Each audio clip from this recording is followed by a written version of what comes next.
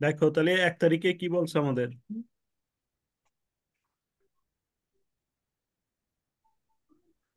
আমাদের হলো ক্যাশ বুক করবো আমরা, নগদান বই। নগদান বইয়ের আমাদের 1 নাম্বার এন্ট্রি থেকে তাহলে আমরা বুঝি যে আমরা গত ক্লাসে করছিলাম অ্যাকাউন্টিং ফর এনজিও, আজকে হচ্ছে অ্যাকাউন্টিং ফর এনজিওর প্রবলেম সলভ ক্লাস। তাহলে আমাদের এই ম্যাথটা সমস্যা দেখাইতেছেন, দেখেন কি বলছে। Cash in hand, cash in hand হচ্ছে 80,000 টাকা। আর cash at bank, cash at bank হচ্ছে আমাদের 10,000 টাকা। তাহলে এই দুইটাই কি আছে? ক্যাশ ইন হ্যান্ড হচ্ছে একটা সম্পত্তি, ক্যাশ অ্যাট ব্যাংকও একটা সম্পত্তি, দুইটাই সম্পত্তি আছে। আর সম্পত্তির জন্য আর ব্যালেন্সটা আমরা ডেবিট পাশে বসাইলাম। তাহলে আমরা লিখলাম হচ্ছে ব্যালেন্স বিডি, লিখে ক্যাশের ঘরে ক্যাশের টাকা বসাইলাম, আর ব্যাংকের ঘরে ব্যাংকের টাকা বসাইলাম। তারপরে আমাদের বলছে কি রিসিভ রেজিস্ট্রেশন ফি টাকা 20,000 বাই টাকা 2,000 বাই চেক। রেজিস্ট্রেশন ফি বাবদ আমরা কত টাকা? 2,000 টাকার একটা কি পাইছি বলেন? চার চেক। নম্বর, দুই রেজিস্ট্রেশন ফি বাবদ 2,000 টাকার একটি চেক পাইছি। আগে আমরা ইন্টারে করছিলাম চেক প্রাপ্তিকে নগদ প্রাপ্তি ধরা হয়, কিন্তু আধুনিক হিসাব বিজ্ঞানে চেক প্রাপ্তিকে ব্যাংক হিসাব ধরা হবে। আধুনিক হিসাব বিজ্ঞানে এই নিয়মটা পরিবর্তন হয়ে গেছে নতুন নিয়মে। তাহলে চেক পাওয়াকে এখন ধরতে হবে হচ্ছে ব্যাংক হিসাব। তাহলে এই চেক পাইছি মানে এই চেকটা আমার কোথায় জমা দিতে হবে? এই চেকটা আমি ব্যাংকে জমা করব, তারপরে সে আমি টাকাটা পাবো। তাহলে আমরা এই যে চেক পাওয়ার সাথে সাথে এই চেকটা নিয়ে কোথায় জমা করব বলেন? ব্যাংকে জমা করবো ব্যাংকে। না? ব্যাংকে। ব্যাংকে জমা করলে ব্যাংক নামক সম্পত্তিটা জি আমাদের স্যার। কি হবে? বাড়বে। তাহলে আমরা করতে পারি ব্যাংক ডেবিট। আর কিসের ডেবিট। জন্য চেক পাইছি আমরা? Registration registration. ফি। তাহলে রেজিস্ট্রেশন ফি আমার একটা আয় হয়েছে, রেজিস্ট্রেশন ফি ক্রেডিট। তাহলে আমাদের কি এই এন্ট্রিটা কোথায় যাবে? ব্যাংক আছে কোথায় বলেন? ডেবিটে। ডেবিটে। তাহলে এই যে দেখেন 4 তারিখ ডেবিট সাইটে আসলাম, এসব আমরা লিখবো কি আর বিপরীত নামটা রেজিস্ট্রেশন ফি। তাহলে রেজিস্ট্রেশন রেজিস্ট্রেশন ফি ফি। লিখে এই যে আমরা কি ব্যাংকের ঘরে টাকাটা বসা দিলাম। তারপর আমাদের 9 তারিখে বলছে পারচেজ সাপ্লাইজ টাকা 1,000 ফর ক্যাশ। সাপ্লাইজ কিনলাম নগদ টাকা দিয়ে। তাহলে আমাদের একটা সাপ্লাইজ নামক সম্পত্তি বাড়বে। তাহলে জার্নালটা আমাদের কি? Supplies debit. আরেকটা ক্যাশ হচ্ছে ক্রেডিট। কি cash credit. Supplies debit, cash credit. তাহলে আমাদের ক্যাশ আছে, ক্রেডিট, তাহলে ক্রেডিটে যাবো আমরা। এই যে ক্রেডিট পাশে আসলাম, এসে লিখবো হচ্ছে সাপ্লাইজ, লিখে কোন ঘরে টাকা দিব? নগদের ঘরে। তারপরে 12 তারিখ ডিপোজিট বাই মেম্বার টাকা হচ্ছে কত? ডিপোজিট বাই মেম্বার টাকা হচ্ছে আমাদের কত?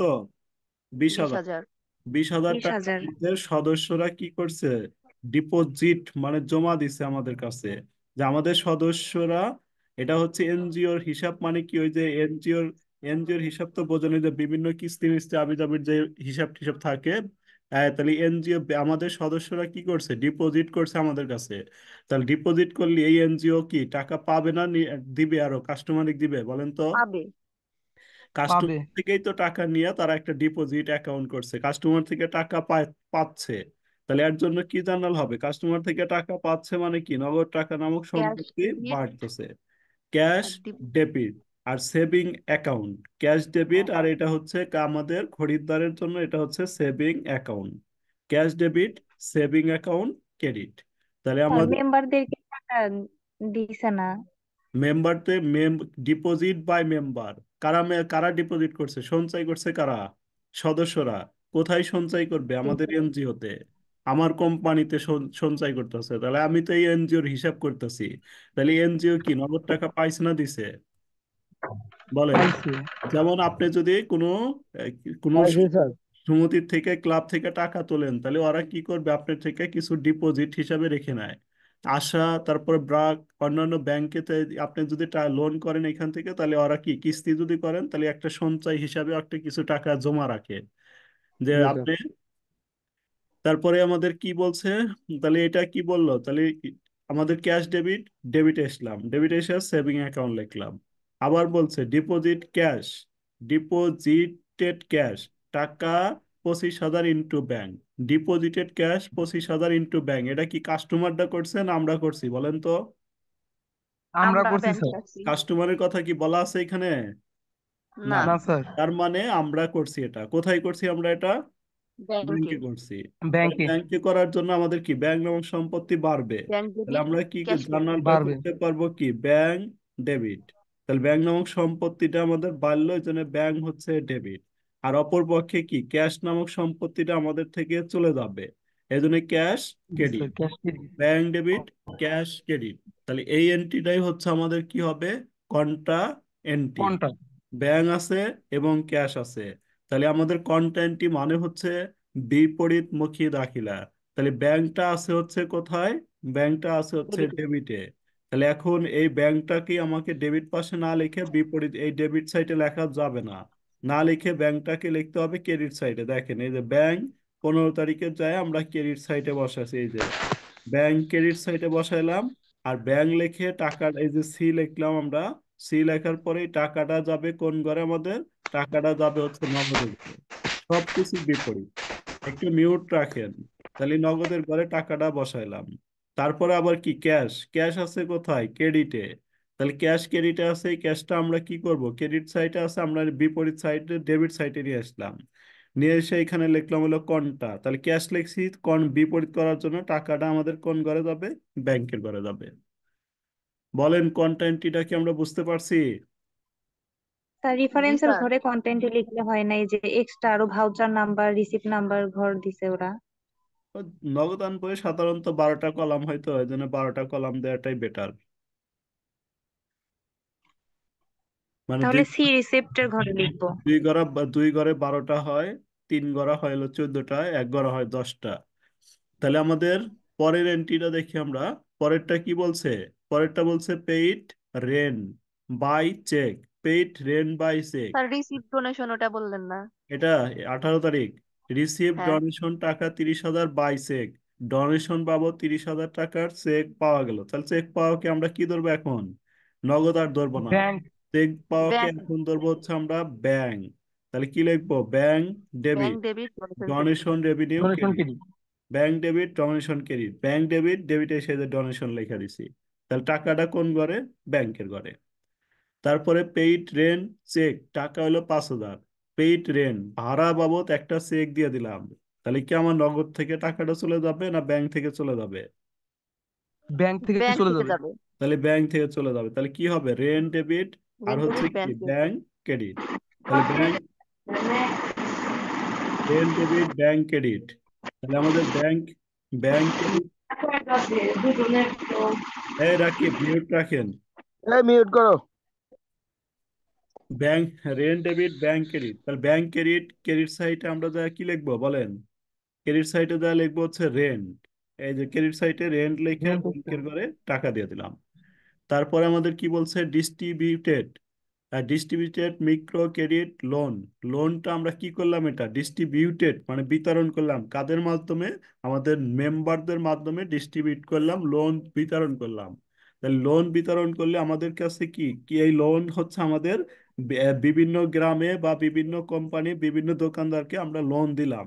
তাহলে লোন দিলে এই লোনটাই হচ্ছে আমাদের জন্য একটা কি অ্যাসেট তৈরি হইলো, যে লোন থেকে আমি এখন আয় করতে পারবো। তাহলে এই লোনটা লোন দিলাম, এই জন্য ডেবিট। Loan debit. আর অপর পক্ষে আমার থেকে কি টাকা চলে যাবে, ক্যাশ কিন্তু চলে দিলাম যাবে। মুখে মুখে ক্যাশ তো ক্রেডিট। লোন হবে না, ক্যাশ ক্রেডিট। তাহলে ক্যাশ ক্রেডিট, ক্রেডিট সাইটে যা লিখবেন হচ্ছে লোন। এই দেখেন ক্রেডিট সাইটে যা লোন। তারপরে কি বলছে, paid staff salary for cash. Staff স্যালারিদের বেতন প্রদান। তাহলে salary expend debit cash credit. Cash credit, ক্রেডিটে যা লিখবেন স্যালারি। তারপরে আমাদের কি বলছে, collection of micro credit loan. এই যে লোন যে দিছিলাম, এখন কিছু টাকা কালেকশন করলাম। তাহলে কি আমার আগের থেকে আগে লোন ক্যাশ ডেবিট, ছিলাম, এখন আমরা এই লোনটা আদায় করে নিলাম। আদায় করলে আমাদের কি এই যে এই লোনের বিপরীত ঘটনা ঘটবে না, বলেন তো। ক্যাশ ডেবিট, লোন তাহলে ক্রেডিট। ক্যাশ ডেবিট হবে আর হচ্ছে কি লোন ক্রেডিট। তাহলে ক্যাশ ডেবিট, এজেন্ট ডেবিট সাইটে এসে লোন লিখবো, লিখে ক্যাশের ঘরে টাকা দিব। তারপরে তো ব্যাংক চার্জ ব্যাংক ইন্টারেস্ট, এটা তো বুঝাইছি। আর কোনটা সমস্যা বলেন। Accounting for NGO. তাহলে অ্যাকাউন্টিং ফর এনজিও তে আমাদের 3 ধরনের অঙ্ক থাকে এই চ্যাপ্টারে। একটা হচ্ছে আমাদের ক্যাশ বুক, ক্যাশ বুক মানে হচ্ছে নগদান বই। একটা হচ্ছে আমাদের ব্যাংক রিকনসিলিয়েশন স্টেটমেন্ট। আর একটা আমাদের এই যে এখানে দিছে রিসিপ অ্যান্ড পেমেন্ট অ্যাকাউন্ট। তাহলে আমরা ক্যাশ বুকটা শেষ করছিলাম। আর রিসিভ অ্যান্ড পেমেন্ট অ্যাকাউন্ট একদমই সিম্পল জিনিস, যে এখানে রিসিপ্ট গুলো জাস্ট শুধুমাত্র যেগুলো প্রাপ্তি, এই প্রাপ্তি গুলা হচ্ছে প্রাপ্তি সাইটে দিবেন, আর পেমেন্ট গুলা পেমেন্ট সাইটে দিবেন বেশি বেশি, তাই আমাদের রিসিপ্ট অ্যান্ড পেমেন্ট অ্যাকাউন্টটা হয়ে যাবে। দেখেন কি বলছে। এই কোশ্চেনটা হচ্ছে আমাদের 2014 সালের question. The following data are collected from the books of NGO I দিয়ে আমাদের তারিখ দেওয়া আছে June 30, 2015। Opening cash balance, opening cash balance টাকা দেওয়া আছে হচ্ছে আমাদের 1,50,000। ওপেনিং ব্যাংক ব্যালেন্স দেওয়া আছে হচ্ছে 50 লক্ষ টাকা। তাহলে এই যে আমাদের এটা হচ্ছে বিডি, তাহলে ওপেনিং ক্যাশ ব্যালেন্স আর একটা হচ্ছে ওপেনিং ব্যাংক ব্যালেন্স। তাহলে আমরা এটা রিসিপ্ট সাইটে লিখবো। রিসিপ্ট সাইটে লিখলাম হচ্ছে ব্যালেন্স বিডি। ব্যালেন্স বিডি লিখে ক্যাশ ইন হ্যান্ড, এই যে ক্যাশ ইন হ্যান্ড লিখে আমরা লিখবো হচ্ছে 1,50,000। আর cash at bank, cash at bank লিখে লিখবো হচ্ছে 5 লক্ষ টাকা। তারপর আমাদের কি দেখেন ডোনেশন রিসিভ, তাহলে এটা কি আমরা পাইছি না প্রদান করছি বলেন, ডোনেশন রিসিভ। তাহলে ডোনেশনটা কি পাওয়া গেল নাকি পাইছি। প্রদান করা হলো, পাইছি। পাইছি। তাহলে ডোনেশন প্রাপ্তি, তাহলে প্রাপ্তিটা আমরা এই যে ডোনেশন রিসিভ, রিসিভ সাইটে দিয়ে দিলাম। তারপর আমাদের কি বলছে, ডোনেশনের পরে বলছে পার্সেস ফার্নিচার। পার্সেস ফার্নিচার টাকা 60,000, ফার্নিচার 60,000 টাকা দিয়ে ফার্নিচার ক্রয় করলাম। তাহলে বলেন তো 60,000 টাকা দিয়ে যে ফার্নিচার কিনলাম, এটা আমাদের কাছে নগদ টাকা আসবে না চলে যাবে? চলে যাবে। চলে চলে যাবে। যাবে। তার মানে কি আমাকে ফার্নিচারটা আমি পাবো, আমাকে টাকাটা পেমেন্ট করতে হবে। পেমেন্ট মানে এই যে ফার্নিচারটা এই যে পেমেন্ট সাইটে দিয়ে দিছি। তাহলে আমাদের জার্নালটা কি হয়েছে, জার্নালটা হচ্ছে ফার্নিচার ডেবিট ক্যাশ ক্রেডিট হয়েছে না। দেখেন যে আমরা যে পার্সেস ফার্নিচার করলাম, এটা জার্নাল কি পার্সেস ফার্নিচার, ফার্নিচার তাহলে debit cash furniture credit. Debit cash credit. তার মানে কি ক্যাশ ক্রেডিট, ক্রেডিট সাইটে যায় যে ফার্নিচার, দেখেন এই যে লেখা দেওয়া হয়েছে। তারপরে কি বলছে, রুরাল এমসিকিউ লোন, তাহলে পেমেন্ট লোন, তাহলে লোনটা পরিশোধ করছি। তাহলে লোনটা পরিশোধ করলে এটাও তো আমাদের একই, loan debit cash credit. Loan debit cash credit, তাহলে ক্রেডিট সাইডে যায় যে লোনটা লেখা রয়েছে। তারপরে salary, salary and allowance, salary বেতন ভাতা দিয়ে পরিশোধ। তাহলে salary and allowance, salary debit cash credit, তাহলে ক্যাশ ক্রেডিট, ক্রেডিট সাইডে যায় যে স্যালারি। তারপরে হচ্ছে আমাদের কি বলছে, স্যালারি অ্যান্ড অ্যালাউন্স, অ্যালাউন্সটা তো একসাথেই আছে। ওয়ার্কশপ এক্সপেন্স, ওয়ার্কশপ এক্সপেন্সটা বলছে কি workshop expense debit cash credit, তাহলে ক্যাশ ক্রেডিট, ক্রেডিটে যায় যে workshop expense. Stationery purchase, stationery debit cash credit, তাহলে stationery debit cash credit, credit সাইডে যা লিখবেন স্টেশনারি। তারপর আমাদের লিগ্যাল এক্সপেন, তাহলে লিগ্যাল এক্সপেনটা ডেবিট আর ক্যাশ ক্রেডিট, তাহলে ক্যাশ ক্রেডিট, ক্রেডিটে যায় যে legal expense. Closing balance, closing ব্যালেন্সটা আমরা ক্যাশ ইন হ্যান্ডটা রেখে দিলাম। আর তারপরে যেটা তো আমাদের ছিল না, ক্লোজিং ব্যালেন্সের ক্যাশ ইন হ্যান্ডটা দিলাম। এইখানে যেহেতু দুইটা দিয়ে শুরু হয়েছে, একটা হলো ক্যাশ ইন হ্যান্ড আর একটা হচ্ছে ক্যাশ অ্যাট ব্যাংক। তাহলে এই সমন্বয়ে আমাদের শেষে দুইটা থাকবে, যেটা ব্যালেন্স থাকবে। ধরেন আমরা এই যে ডেবিট সাইডে যোগফল নামাইলাম 63,50,000, ক্রেডিটের এই যোগফলগুলো আমরা বিয়োগ করলাম, এই যে এটা সহ বিয়োগ করলাম। বিয়োগ করার পরে আমাদের যেটা থাকলো এটার নাম হচ্ছে ক্যাশ অ্যাট ব্যাংক, বিএফ মানে ব্যালেন্সিং ফিগার। দুই সাইডে মিলা দিয়ে দিবেন। দেখেন বুঝতে পারলাম কিনা, না হলে আবার বলবো, স্যার বলেন। ব্যালেন্স শিট আরেকবার বলুন। ব্যালেন্স সিডি, আমরা ডেবিট সাইটে হচ্ছে এই যে যোগফলটা নামাইলাম, এই যোগফলটা ক্রেডিট সাইটেও লিখলাম। লেখার পর আমাদের এই যে এই পর্যন্ত বিয়োগ করলাম, আমরা এই যে এই পর্যন্ত সব মানগুলা বাদ দিবা।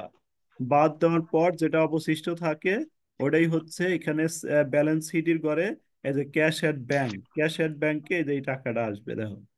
তাহলে আমরা কি করলাম, ডেবিট সাইডে যোগ করলাম, এই যোগ ফলটা ক্রেডিট সাইডে নিলাম। নেওয়ার পর এই যে আমি যতটুকু মার্ক করছি এতটুকু বিয়োগ করো। তাহলে বিয়োগ করলে পরে আমাদের থাকবে হচ্ছে এই টাকাটা, এই টাকাটা মিলা দিলি দুইটা মিলা যাবে। বলেন আবার বলবো কিনা কোনো জায়গায়? হ্যালো? না জি স্যার না ঠিক স্যার, আছে। আরেকবার বলেন স্যার। আবার আচ্ছা দেখেন, প্রথমে আমাদের কি বলছে, ওপেনিং ক্যাশ ব্যালেন্স টাকা হচ্ছে 1,50,000। তাহলে ওপেনিং ক্যাশ ব্যালেন্সটা আমরা ডেবিট সাইডে লিখলাম হচ্ছে ব্যালেন্স বিডি। ব্যালেন্স বিডি লিখে যে ক্যাশ ব্যালেন্স মানে এটা হচ্ছে cash in hand, cash in hand লিখলাম 1,50,000। ওপেনিং ব্যাংক ব্যালেন্স, তাহলে ওপেনিং ব্যাংক ব্যালেন্স ছিল আমাদের কত, 50 লাখ, তাহলে ওপেনিং ব্যাংক ব্যালেন্স এটার নাম লিখবেন ক্যাশ অ্যাট ব্যাংক। এই দুইটা যোগ করে আমরা এখানে বসা দিলাম। তারপরের গুলা আপনি জার্নাল করেও বসাইতে পারেন, অথবা এমনি বুঝতেছেন যে আপনার কাছে নগদ টাকা আসতেছে না, চলে যেতেছে। যদি আপনি নগদ টাকা আইসে তাহলে রিসিভ সাইটে বসাইবেন, যদি নগদ টাকা চলে যায় তাহলে পেমেন্ট সাইটে বসাইবেন। আরো যদি আপনি বেসিক্যালি বুঝতে চান তাহলে আপনাকে জার্নাল করে করে যেতে হবে। তাহলে জার্নাল করে গেলে পরে আপনাকে কি করতে হবে, যেমন ডোনেশন রিসিভ টাকা হচ্ছে 12,000, ডোনেশন রিসিভ। তাহলে এর জন্য আমাকে কি ডোনেশন রিসিভ, ডোনেশন বাবদ টাকা পাইছি, যদি আমি বেসিক্যালি বুঝি এই যে ক্যাশ ডেবিট আর ডোনেশন ক্রেডিট। তাহলে আমার ক্যাশ ডেবিট, ডেবিট সাইটে আসবো, এসে লিখবো হচ্ছে ডোনেশন, এই যে ক্যাশ ডেবিট সাইটে এসে ডোনেশন। তারপর আমাদের পার্সেস ফার্নিচার, তাহলে পার্সেস ফার্নিচারের জার্নাল কি, ফার্নিচার ডেবিট, ক্যাশ ক্রেডিট। তাহলে ক্যাশটা হচ্ছে কি, এই যে ফার্নিচারের সাথে ক্যাশটা ক্রেডিট, ক্রেডিট সাইটে আপনি লিখবেন ফার্নিচার। তারপরে আপনার কি বলছে, পেমেন্ট লোন, লোন পরিশোধ করলেন। লোন পরিশোধ করলে কি হবে, লোনটা ডেবিট হবে, ক্যাশ ক্রেডিট হবে। তাহলে ক্যাশ ক্রেডিট, ক্রেডিট সাইডে যা লিখবেন হচ্ছে লোন। লোনের পরে আমাদের কি আছে, স্যালারি অ্যান্ড অ্যালাউন্স। তাহলে কি হবে, স্যালারি অ্যান্ড অ্যালাউন্স, বেতন ভাতা দিয়ে দিলাম, salary and allowance debit, cash credit, cash credit, ক্রেডিটে যা স্যালারি অ্যান্ড অ্যালাউন্স। তারপরে ওয়ার্কশপ এক্সপেন্স, যত এক্সপেন্স আছে সব এক্সপেন্স দ্বারাই তো, সব এক্সপেন্সই তো আমাদের পরিশোধ করতে হবে যেন পেমেন্টে।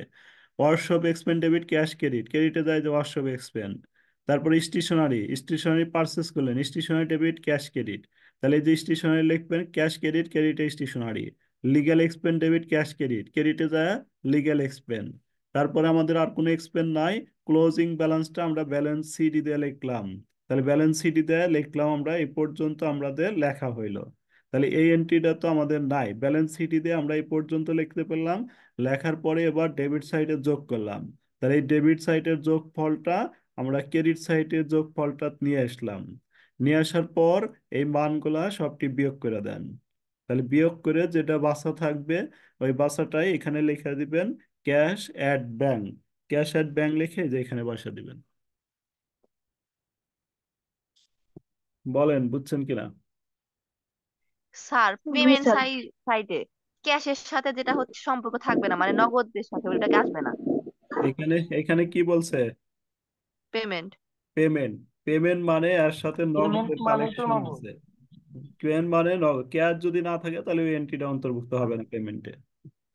আর এখানে হলো ক্যাশ পেমেন্টে, মানে এখানে তোমাকে ক্যাশ কি হইতে হবে, এখানে ক্যাশ ক্রেডিট হইতে হবে। আর এই পাশে হলো ক্যাশটা কি হইতে হবে, ডেবিট হইতে হবে। ক্যাশ ডেবিট ডেবিট হলে হতে এই হবে। পাশে আসবে, ক্যাশ ক্রেডিট হলে এই পাশে আসবে, না হলে আসবে না। ব্যাংক থাকলে আসবে না এখানে। যেমন একটা জার্নালে আমার ধরে হচ্ছে আমি ফার্নিচার কিনলাম, চেক দিলাম, তাহলে ফার্নিচার ডেবিট, ব্যাংক ক্রেডিট। তাহলে কি ফার্নিচার ডেবিট, ব্যাংক ক্রেডিট, তাহলে পেমেন্টে তো আমাদের ব্যাংক নাই। এখানে হলো ক্যাশ যা আছে তাই বসে, তাহলে এই এন্ট্রিটা আসবে না। বলেন আরো কোনো জি সমস্যা স্যার, হচ্ছে এইটাই কিনা? বলতে চাইছিলাম। স্যার বুঝতে পারছি। স্যার স্যার এই যে বিএফ তে কি বোঝায়? বিএফ মানে ব্যালেন্সিং ফিগার, মিসিং, যে টাকা মিসিং আছে ওটাকে বলা হয় বিএফ, মানে balancing figure. Okay sir. Sir 7 নাম্বারটা। 7 নম্বরে কি ওটা, bank reconciliation statement, advance accounting to double account system, দ্বৈত হিসাব পদ্ধতি। দ্বৈত হিসাব পদ্ধতি থেকে আমরা জাস্ট 3টা ম্যাথ করব। একটা হচ্ছে আমাদের ইলেকট্রিসিটি কোম্পানি, 3টা নিয়মের আমরা 3টা ম্যাথ করব। দেখেন, ইলেকট্রিক কোম্পানি, একটা হচ্ছে রেলওয়ে কোম্পানি, আর একটা হচ্ছে রিপ্লেসমেন্ট। তাহলে আমরা এখান থেকে 3টা নিয়মের 3টা অঙ্ক করব। এই ইলেকট্রিক ইলেকট্রিক কোম্পানির একটা অঙ্ক যদি আমি করতে পারি, তাহলে ইলেকট্রিক কোম্পানির যত অঙ্ক আছে সবগুলাই আপনি করতে পারবেন। আমাদের শীটের প্রবলেম 1, প্রবলেম 1টা যদি আমি ইলেকট্রিক কোম্পানির ভালোভাবে করতে পারি, তাহলে আপনি দেখবেন আপনার যতগুলা বোর্ড আছে, বই আছে, সব জায়গায় থেকে আপনি ইলেকট্রিক কোম্পানি সবগুলো অঙ্ক করতে পারবেন। আর আমাদের শীটের এটা হচ্ছে প্রবলেম 2, প্রবলেম 2তে হচ্ছে রেলওয়ে কোম্পানির যে অঙ্কটা আছে, রেলওয়ে থেকে আপনি একটা দুটো অঙ্ক করলে সবগুলাই করতে পারবেন। ওই অঙ্কগুলো অনেক সহজ আছে। তাহলে আমাদের ডাবল অ্যাকাউন্টে সাধারণত 3টা নিয়মের ম্যাথ আসে এখান থেকে। একটা হলো ইলেকট্রিক কোম্পানি, রেলওয়ে কোম্পানি, আর একটা হচ্ছে রিপ্লেসমেন্ট। তাহলে এখানে আমাদের করণীয় কি, করণীয় বলতে পারে হচ্ছে আমাদের 4টা রিকোয়ারমেন্ট বলতে পারে। একটা হচ্ছে আমাদের রেভিনিউ অ্যাকাউন্ট, একটা হচ্ছে নিট রেভিনিউ অ্যাকাউন্ট, তারপরে হচ্ছে আমাদের ক্যাপিটাল অ্যাকাউন্ট, আর একটা হচ্ছে আমাদের জেনারেল ব্যালেন্স শিট। তাহলে আমাদের রিকোয়ারমেন্ট বলতে পারে চারটা: revenue account, net revenue account, capital account, balance sheet. তাহলে এখন অসংখ্য নিয়ম আছে। এই অসংখ্য নিয়মের ভিতরে আমাদের অত নিয়ম পড়ার দরকার নেই। জাস্ট আপনি শর্টকাটে মনে রাখবেন। দেখেন, এখানে হেল্পলাইন আমি দিয়ে দিচ্ছি 1 নাম্বার: সকল প্রকার ফিক্সড অ্যাসেট ক্যাপিটাল অ্যাকাউন্টে যাবে। তাহলে যত ফিক্সড অ্যাসেট আসবে, সব ফিক্সড অ্যাসেট এবং long term liabilities, fixed asset এবং লং টার্ম লায়াবিলিটিস গুলো আমরা কোথায় নিব? ক্যাপিটাল অ্যাকাউন্টে নিয়ে যাব। তারপরে হচ্ছে আমাদের 2 নাম্বারে আছে সকল প্রকার এক্সপেন রেভিনিউ অ্যাকাউন্টের ডেবিট দিকে যাবে। এক্সপেন গুলো আমরা কি করব? রেভিনিউ অ্যাকাউন্টের ডেবিট দিকে নিব। আর হচ্ছে আমাদের কি বলে তারপর সকল প্রকার রেভিনিউ আয় রেভিনিউ অ্যাকাউন্টের ক্রেডিট পাশে নিয়ে যাব। তাহলে আমরা এক্সপেন্স গুলা রেভিনিউ অ্যাকাউন্টের ডেবিট সাইডে দিব, আর হচ্ছে আমাদের কি রেভিনিউ গুলা রেভিনিউ অ্যাকাউন্টের ক্রেডিট পাশে বসাবো। তারপর আমাদের ইন্টারেস্ট যত থাকবে, যে সকল প্রকার ইন্টারেস্ট পেইড, সকল প্রকার সুদ পরিশোধ, এটাও কিন্তু আমাদের একটা খরচ। তাহলে এখানে আমাদের কি রেভিনিউ অ্যাকাউন্টের ডেবিট সাইটে যে এন্ট্রিগুলো যাবে, এগুলা হচ্ছে আমাদের কি কি ইন্টারেস্ট ব্যতীত সকল খরচ বসাইবেন। তাহলে ইন্টারেস্টটার জন্য আলাদা আলাদা দেখেন: সকল প্রকার ইন্টারেস্ট পেইড, সুদ পরিশোধ, নিট রেভিনিউ অ্যাকাউন্টে যাবে। ইন্টারেস্ট গুলো আমাদের কোথায় যাবে? ইন্টারেস্ট পেইডটা আমাদের যাবে হচ্ছে নিট রেভিনিউ অ্যাকাউন্টে। আর ইন্টারেস্ট রিসিভ মানে সুদ যদি পাই, তাহলে পালি পারে এটা হবে আয়, আয়টা আমাদের নিট রেভিনিউ অ্যাকাউন্টের ডেবিট সাইডে। তাহলে 4 নাম্বারে আমাদের কি বলছে? Interest paid. ইন্টারেস্ট পেইড মানে এটা হচ্ছে আমাদের সুদ পরিশোধ। সুদ পরিশোধ এটা হচ্ছে ব্যয়। ব্যয়ের জন্য এটা নিট রেভিনিউ অ্যাকাউন্টের ডেবিট সাইডে যাবে। আর এটা হচ্ছে আয়, আয়ের জন্য নিট রেভিনিউ অ্যাকাউন্টের ক্রেডিট সাইডে যাবে। তারপর আমাদের 2-3টা নোট আছে, এখানে আমরা অঙ্ক করলে এই নোটগুলা বুঝতে পারবো। রেভিনিউ অ্যাকাউন্ট থেকে একটা জের বের হবে। রেভিনিউ অ্যাকাউন্ট থেকে একটা জের বের হবে, অর্থাৎ রেভিনিউ অ্যাকাউন্টের ক্রেডিট সাইডে যোগ করবেন, যোগ করে ডেবিট সাইডের গুলা বিয়োগ করবেন, বিয়োগ করে যে জেরটা বের হবে, এটাই হচ্ছে আমাদের নিট রেভিনিউ অ্যাকাউন্ট। তাহলে নিট রেভিনিউ অ্যাকাউন্টে বসাইতে হবে, আর এটা হচ্ছে আমাদের কোন দিকে যাবে? ক্রেডিট দিকে যাবে। দায়ের। তারপর আমাদের 2 নাম্বার আছে কি? এই যে এখানে তো এই নোটগুলো আমাদের কিছুই নেই, নোটগুলো একটু পড়ে নিলেই হবে। আর এটা একটু পড়ে নেন। এখানে আমাদের হচ্ছে জেনারেল রিজার্ভ। জেনারেল রিজার্ভ যদি থাকে, general reserve to be made for টাকা 2500, এই কথাটা জেনারেল রিজার্ভ যদি আমাদের সমন্বয়ে ট্রান্সফার বা মেড কথা থাকে, তাহলে আমরা এই জেনারেল রিজার্ভটা কি করব? নিট রেভিনিউ অ্যাকাউন্টের ডেবিট সাইড একবার দিব। যেহেতু সমন্বয়ের কাজ, কাজ হবে 2 বার। তাহলে একবার দিব হচ্ছে নিট রেভিনিউ অ্যাকাউন্টের ডেবিট সাইডে, আর একবার দিব হচ্ছে আমরা জেনারেল ব্যালেন্স শিটের দায় পাশে। দেখেন প্রবলেম 1, প্রবলেম 1টা যদি আমরা ভালোভাবে বুঝতে পারি, তাহলে আমাদের ইলেকট্রিক কোম্পানির যত অঙ্ক আছে সবগুলাই এখান থেকে আমরা করতে পারবো। দেখেন এখানে কি বলছে: the following is the trial balance of Era electric company. বলাই থাকবে আপনার কাছে এখানে ইলেকট্রিক কোম্পানি না railway company, for the ended year June 30, 2009। তাহলে 2009 সালের জুন মাসের 30 তারিখে আমাদের অঙ্কটা সমাপ্ত হয়েছে।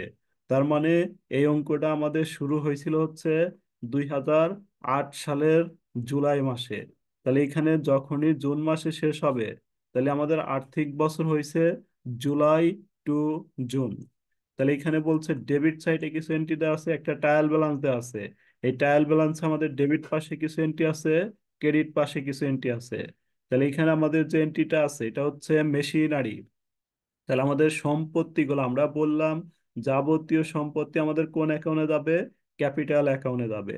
তাহলে এই যে মেশিনারি, মেশিনারি 2টা দেওয়া আছে, একটা হচ্ছে বিগত বছর, বিগত বছরের মেশিনারি, আর একটা হচ্ছে চলতি বছরের মেশিনারি।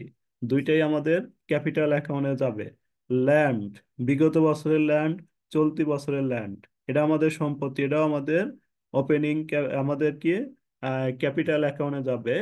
মিনস, মিনস মানে হচ্ছে তার, এই তার হচ্ছে ইলেকট্রিক কোম্পানির জন্য তার হচ্ছে একটা সম্পত্তি। তাহলে এটাও আমাদের বিগত বছর আছে, চলতি বছর আছে, এটাও আমাদের ব্যালেন্স ক্যাপিটাল অ্যাকাউন্টে বসাইবেন। আর ব্যালেন্স শিটে আমাদের কি সম্পত্তির দায়গুলা ব্যালেন্স শিটে বসাইবেন।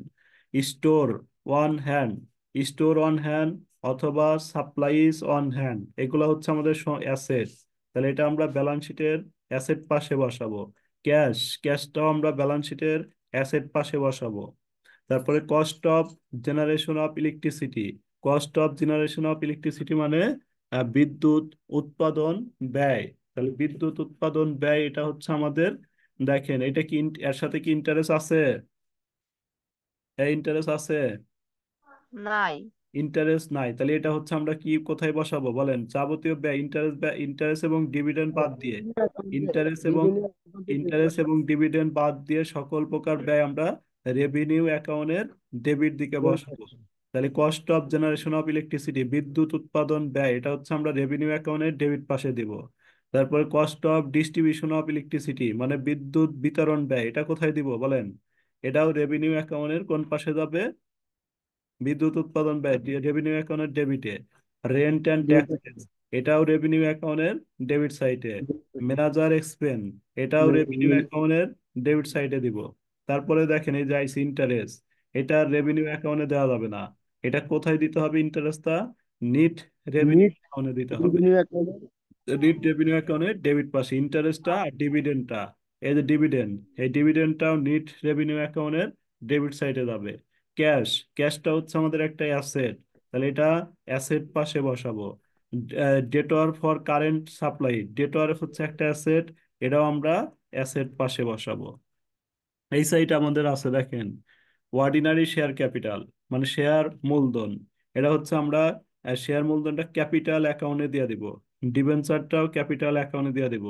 ক্রেডিটর, এই ক্রেডিটরটা হচ্ছে আমরা কোথায় দিব? ক্রেডিটর হচ্ছে আমাদের কারেন্ট কারেন্ট লায়াবিলিটিস, এটা হচ্ছে আমরা ব্যালেন্স শিটে লিখবো। তারপর ডেপ্রিসিয়েশন ফান্ড, সকল প্রকার ফান্ড হচ্ছে আমাদের লায়াবিলিটিস, এটাও আমরা ব্যালেন্স শিটের ক্রেডিট সাইডে বসাবো। তারপরে নিট রেভিনিউ অ্যাকাউন্ট, তাহলে আমাদের এই এন্ট্রি গুলা কি বুঝতে পারছি আমরা যে কোনটা কোন পাশে যাবে?